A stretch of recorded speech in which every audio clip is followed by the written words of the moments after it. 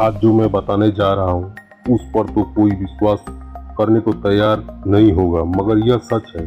एक समय ऐसा भी था जब हमारे देश से लंदन के लिए बस चला रही थी।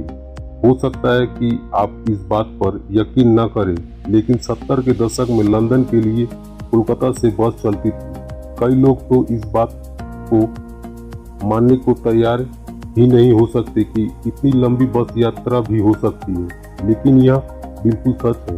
इस बस सेवा को सिडनी की एक टूर एंड ट्रैवल कंपनी संचालित करती थी। यह बस सेवा उस समय दुनिया की सबसे लंबी बस यात्रा हुआ करती थी। काफी लंबा रास्ता होने के कारण गंतव्य तक पहुंचने में करीब 45 दिन का समय लगता था। इस बस सेवा को सिडनी की एक company Albert tour and travels ने 1950 में शुरू की थी, जो 1973 तक जारी रही। इस बस के जाने का रूट भी बहुत दिलचस्प था। इस बस का जाने का दिन और लंदन पहुंचने का दिन पहले से तय होता था। रास्ते में अगर कहीं घूमने की जगह होती थी तो वहां ये बस रुकती थी और यात्रियों को टूर संचालन करने वाली कंपनी होटल में ठहराती थी।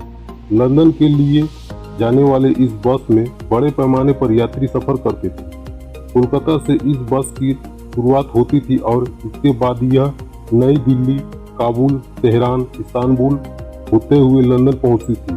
फिर इसी रूट से यह बस वापस लौटती थी। इस बस यात्रा के दौरान यह ध्यान रखा जाता था कि लोगों की यात्रा काफी आरामदायक और यादगार रहे। 1972 में कोलकाता से लेकर लंदन के लिए इस बस सेवा का किराया 145 पाउंड था, जिसमें बस का भाड़ा, खाना, नाश्ता और रास्ते में होटल में रुकने की सुविधा शामिल थी।